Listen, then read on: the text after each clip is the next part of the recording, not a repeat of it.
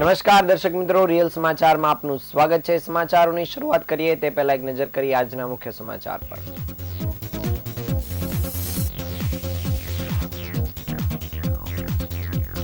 નેતાજી સુભાષચંદ્ર બોઝની 128મી જન્મજયંતિએ સુરત મહાનગરપાલિકા દ્વારા પુષ્પાંજલિ કાર્યક્રમ યોજાયો। કોર્પોરેશનની પેટા ચૂંટણી વચ્ચે શાસક નેતાના મહિલા નેતાએ આચારસંહિતાનો ભંગ કર્યો। ટેક્સટાઇલ મશીન પર બીઆઈએસની અમલવારી 2027 સુધી લંબાવવા વ્યુઅર્સોએ કરી રજૂઆત।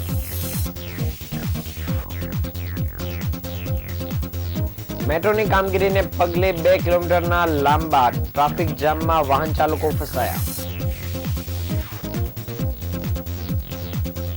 સચિન જીઆઈડીસી પોલીસે ગાંજાના જથ્થા સાથે એકની કરી ધરપકડ।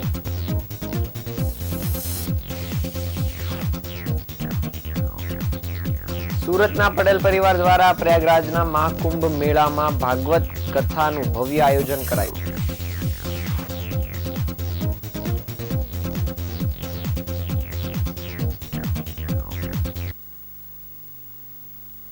સમાચાર વિગતે જોઈએ। સુરત મહાનગરપાલિકા દ્વારા ભારત દેશના આઝાદીના લડવૈયા એવા નેતાજી સુભાષચંદ્ર બોઝની 128મી જન્મજયંતિની ઉજવણી કરવામાં આવી હતી। સુરતના ગોપીપુરા ખાતે આવેલ સુભાષ ચોક ખાતે પુષ્પાંજલિ સહવંદના કાર્યક્રમનું ભવ્ય આયોજન કરાયું હતું। ભારત દેશની આઝાદીના લડવૈયા એવા નેતાજી સુભાષચંદ્ર બોઝની આજે 128મી જન્મજયંતિ છે। સુરત શહેરમાં નેતાજી સુભાષચંદ્ર બોઝની જન્મજયંતિની ઉજવણી કરવામાં આવી હતી અને સુરત મહાનગરપાલિકા દ્વારા નેતાજી સુભાષચંદ્ર બોઝની જન્મજયંતિની ઉજવણી પ્રસંગે ગોપીપુરા સ્થિત સુભાષ ચોક ખાતે પુષ્પાંજલિ સહવંદના કાર્યક્રમનું ભવ્ય આયોજન કરાયું હતું। આ કાર્યક્રમમાં શહેરના મેયર, ડેપ્યુટી મેયર, શાસક પક્ષના નેતા, ધારાસભ્ય સહિતના મનપાના અધિકારીઓ ઉપસ્થિત રહ્યા હતા અને નેતાજી સુભાષચંદ્ર બોઝને સ્મારકને શ્રદ્ધાસુમન અર્પણ કરી અને નેતાજીના વિચાર જીવનમાં ઉતારવાનો ઉલ્લેખ કર્યો હતો।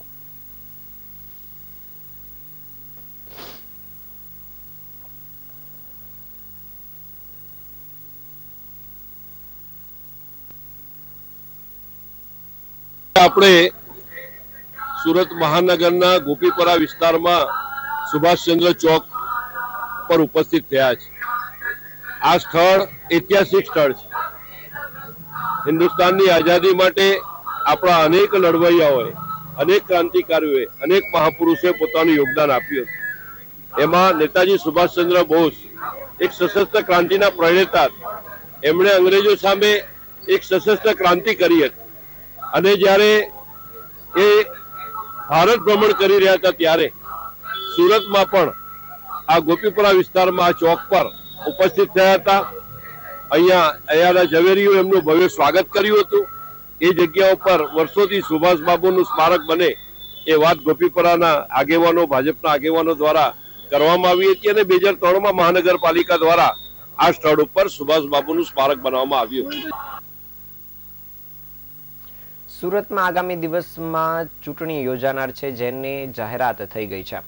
ત્યારે આચારસંહિતા હોવા છતાં શાસક પક્ષના નેતા સરકારી ગાડીમાં કાર્યક્રમમાં પહોંચ્યા હતા અને મનપાના કાર્યક્રમમાં શાસક પક્ષના નેતા કોર્પોરેશનને ફાળવેલી ગાડીમાં પહોંચ્યા હતા। આચારસંહિતાને લઈને મેયર, ચેરમેન સહિતના પદાધિકારીઓ સરકારી ગાડી જમા કરાવી દીધી છે, પરંતુ શાસક પક્ષના નેતા શશીબેન ત્રિપાઠીએ કોર્પોરેશનને ફાળવેલી ગાડી હજુ સુધી જમા કરાવી નથી।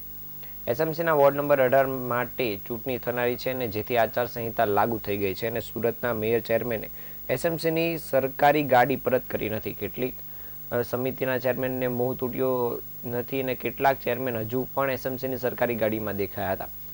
આજે સુભાષચંદ્ર બોઝની જન્મજયંતિ નિમિત્તે યોજાયેલા કાર્યક્રમમાં હાજરી આપવા મેયર સહિતના અન્ય વાહનોમાં આવ્યા હતા, જ્યારે શાસક પક્ષ નેતા શશીબેન ત્રિપાઠી પાલિકાની સરકારી ગાડીમાં આવ્યા હતા। કોર્પોરેટર ગેમર દેસાઈનું ગત વર્ષે અકાળે મૃત્યુ થયું હતું અને 9 મહિના બાદ વોર્ડ નંબર 18ની પેટાચૂંટણી જાહેર થઈ છે। 18 ફેબ્રુઆરીના રોજ પેટાચૂંટણીની જાહેરાત કરવામાં આવી છે અને પેટાચૂંટણીને કારણે એસએમસીના 3 ઝોનની અસર થશે। વિકાસ કામો અને બજેટને અસર થવાની શક્યતા છે અને વોર્ડ નંબર 18ના 3 જુદા જુદા ઝોનને સ્પર્શી રહ્યા છે, જેમાં ઉધના, લિંબાયત અને વરાછા ઝોન એનો સમાવેશ થાય છે।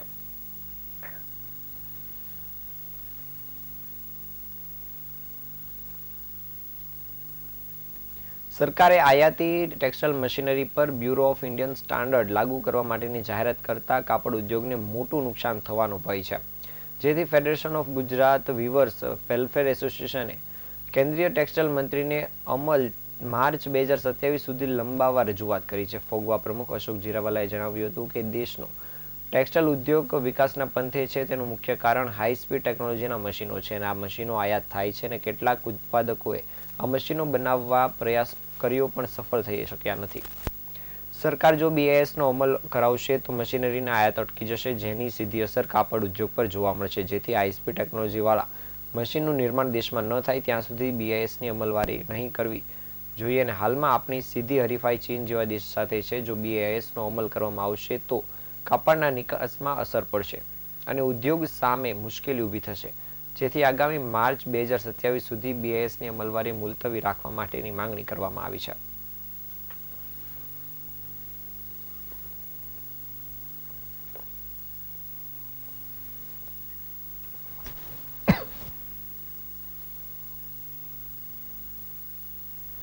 સુરત શહેર આજે મધ્ય ભાગમાં 3 કલાક માટે થંભી ગયું હતું. મજુરા ગેટથી રિંગ રોડ વચ્ચે 2 કિલોમીટર લાંબો ટ્રાફિક જામ સર્જાયો હતો અને મેટ્રોની કામગીરીના પગલે રોજબરોજ ટ્રાફિક જામ સર્જાય છે. જો કે આજે મોટો ટ્રાફિક જામ સર્જાઈ ગયો હતો. આ ટ્રાફિક જામમાં 2 કિલોમીટરના વિસ્તારમાં એક પણ ટ્રાફિક જવાન ઉપસ્થિત ન હોવાના કારણે આ સમગ્ર પ્રક્રિયા સર્જાઈ હતી. ટ્રાફિકના પગલે વાહન ચાલકોએ ભારે મુશ્કેલીનો સામનો કરવો પડ્યો હતો. સુરત શહેરમાં મેટ્રો પ્રોજેક્ટની કામગીરીના કારણે ઠેર ઠેર ખોદકામ કરવામાં આવ્યું છે અને કામગીરીના કારણે ટ્રાફિક જામના દ્રશ્યો પણ સતત જોવા મળી રહ્યા છે. રિંગ રોડ અને મજુરા વિસ્તારમાં મેટ્રોની કામગીરી શરૂ કરવામાં આવ્યા બાદ સતત નાના મોટા ટ્રાફિક જામના દ્રશ્યો જોવા મળી રહ્યા છે. જો કે આજે મજુરા ગેટથી રિંગ રોડ સુધી 2 કિલોમીટરનો ટ્રાફિક જામ સર્જાયો હતો.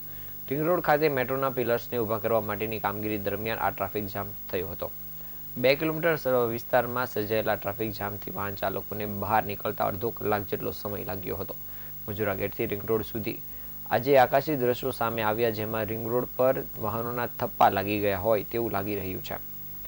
2 કિલોમીટર વિસ્તારમાં આવા 2 બ્રિજ અને નીચેના વિસ્તારમાં પણ ટ્રાફિક જામ જોવા મળ્યો હતો. આ ટ્રાફિક જામના દ્રશ્યો વચ્ચે 108 એમ્બ્યુલન્સને પણ ફસાવાનો વારો આવ્યો હતો. મેટ્રોની કામગીરીના પગલે આ વિસ્તારમાં રોજબરોજ ટ્રાફિક જામ સર્જાય છે અને આ બાબતે તંત્ર પણ જાણવા છતાં અજાણ બનતું હોય તેવું લાગી રહ્યું છે. નાનો ટ્રાફિક જામ હોય તો સમજ્યા, પરંતુ આ રીતના 2 કિલોમીટરનો ટ્રાફિક જામ સર્જાય ત્યારે પણ કોઈ ટ્રાફિક જવાન સ્થળ પર હાજર જોવા મળતો નથી. ત્યારે આજે આ સર્જાયેલા 2 કિલોમીટરના ટ્રાફિક જામને દૂર કરવા માટે એક પણ ટ્રાફિક પોલીસનો જવાન આવ્યો ન હતો, જેના કારણે લોકોને હાલાકીનો સામનો કરવો પડ્યો હતો.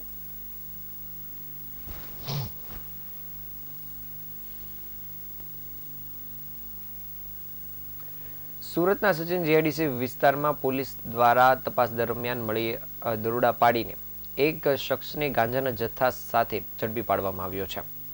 સુરતના સચિન જીઆઈડીસી વિસ્તારમાં પોલીસ સ્ટાફ પેટ્રોલિંગમાં હતો ત્યારે મળેલી બાતમીના આધારે દરોડા પાડવામાં આવ્યા હતા, જેમાં સચિનમાં શિવનગર પટેલનગરમાં આવેલ પ્લોટ નંબર 14 પર દરોડા દરમિયાન મૂળ પ્રયાગરાજના અને હાલ સચિન જીઆઈડીસી તલંગપુર રોડ પર આવેલ કૈલાશ પાર્ક સોસાયટીમાં રહેતો સુજીતસિંહ ઉર્ફે બિયા હીરમોહન સિંહને ગાંજાના જથ્થા સાથે પકડી પાડવામાં આવ્યો હતો.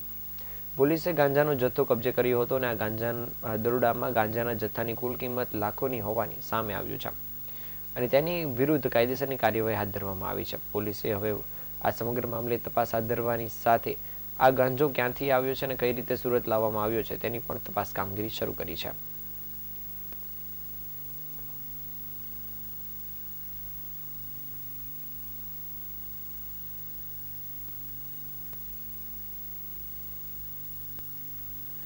સુરતના પટેલ પરિવાર દ્વારા પ્રયાગરાજ ખાતે મહાકુંભ મેળામાં ભાગવત કથાનું ભવ્ય આયોજન કરવામાં આવ્યું છે. મહાકુંભ મેળામાં લાભ લેવા માટે અજાણ્યા થયેલા પાપના નાશ માટે પ્રયાગરાજના સંગમમાં સ્નાન કરવા માટે વિશ્વભરના લોકો આવી રહ્યા છે. દરમિયાન ગુજરાત રાજ્યના સુરતથી મોટા ભાગના લોકો પ્રયાગરાજ પહોંચ્યા છે.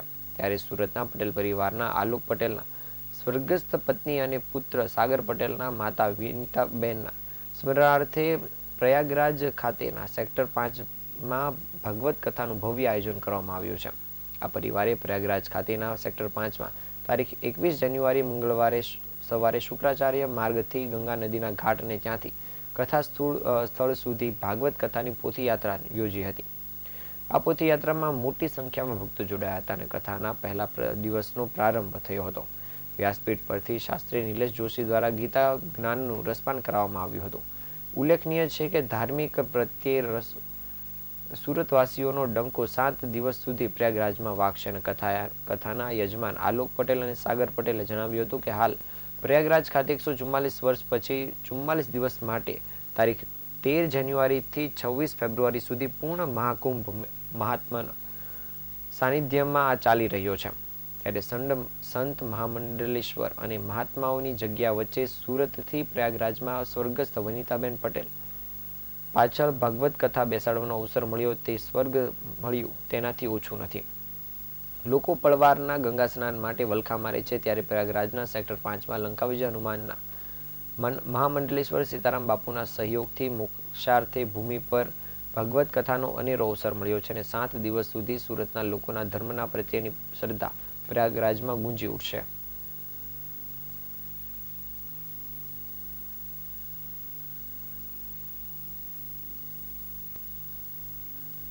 खालसा के अंदर सागर इंग्लिश मीडियम स्कूल यानी 4 स्कूल की तरफ से यहाँ एक भव्य और दिव्य भागवत महापुराण का आयोजन किया गया. सागर श्री ने अपने माता श्री की याद में लोग बोलते कि भागवत की कथा मोक्ष के लिए रखी जाती. मैं इस बात को मानता हूँ, लेकिन वनिता जैसी दिव्य आत्मा के लिए मोक्ष की जरूरत नहीं, उसकी मोक्ष तो हो चुकी है. इसलिए उनकी याद में, उनके स्मरण में सागर ने बहुत ही अच्छा काम किया. आज देखो हजारों की संख्या में सागर मीडियम स्कूल सभी स्कूलों की तरफ से आए हुए संतों की भोजन की व्यवस्था है. आए हुए श्रद्धालुओं की भावुक भक्त जो हजारों की संख्या में 15 से 2000 का रोज नित्य भोजन चल रहा है. यह पूरी व्यवस्था सागर श्री ने की है. आज સુરત પોલીસ દ્વારા વ્યાજખોર સામે અભિયાન ચલાવવામાં આવી રહ્યું હતું ત્યારે થોડા દિવસો શાંત રહેલા વ્યાજખોરો ફરી પોતાનો આતંક બતાવતા હોય તેવું લાગી રહ્યું છે. સલાબતપુરા વિસ્તારમાં વ્યાજખોરોના આતંકથી કંટાળીને એક યુવકે જીવન ટૂંકાવ્યું હોવાનું સામે આવ્યું છે. પરિવાર દ્વારા આક્ષેપ લગાવવામાં આવ્યો છે કે વ્યાજખોરો રૂપિયાની પઠાણી ઉઘરાણી કરતા હોવાની સાથે ધમકી પણ આપતા હતા. મૃતકના સંબંધી રિઝવાન શેખે જણાવ્યું હતું કે તેમના ભાઈએ વ્યાજે રૂપિયા લીધા હતા અને ઇરફાન મસ્તાન ખાન તેમના ભાઈનું નામ હતું. રિક્ષા ચલાવતો હતો અને 15 દિવસ રૂપિયા ન આપતા તેને હેરાન પરેશાન કરવામાં આવતો હતો. 15 તારીખે તેણે ઝેરી દવા પી લીધી હતી અને બાદમાં હોસ્પિટલ ખસેડવામાં આવ્યો હતો. ત્યાં પણ વ્યાજખોરો આવીને સાજો થઈ જા પછી રૂપિયા આપવાની માંગ કરી હતી. જ્યારે વસીમ નામનો વ્યાજખોર હોવાનું સામે આવ્યું છે અને તેનો મોબાઈલ નંબર પણ મળી આવ્યો છે અને હાલ પરિવારજનોની માંગ છે કે આ પ્રકારના વ્યાજખોરો પર આકરામાં આકરી સજા થવી જોઈએ અને તેના કારણે કોઈ નિર્દોષનો જીવ ગુમાવવો ન પડે. હાલ પોલીસ ફરિયાદ કરવામાં આવી છે અને પોલીસ દ્વારા પણ આ મામલે તપાસ કામગીરી શરૂ કરવામાં આવી છે.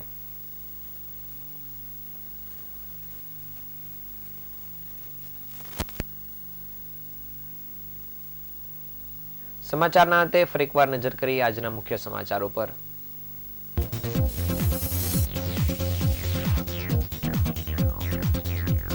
નેતાજી સુભાષચંદ્ર બોઝની 128મી જન્મજયંતિએ સુરત મહાનગરપાલિકા દ્વારા પુષ્પાંજલિ કાર્યક્રમ યોજાયો. કોર્પોરેશનની પેટા ચૂંટણી વચ્ચે શાસક પક્ષના મહિલા નેતાએ આચારસંહિતાનો ભંગ કર્યો.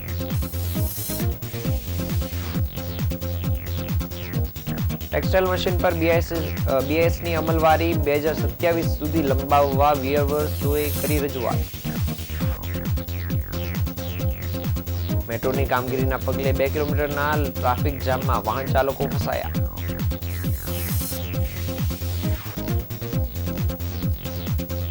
સચિન જીઆઈડીસી પોલીસે ગાંજાના જથ્થા સાથે એકની કરી ધરપકડ.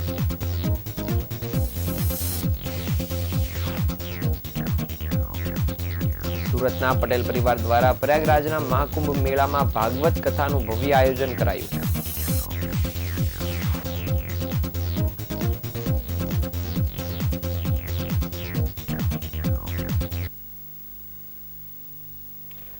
આ હતા આજના સમાચાર. નવા સમાચાર સાથે ફરી મળીશું. ત્યાં સુધી રજા આપશો. નમસ્કાર.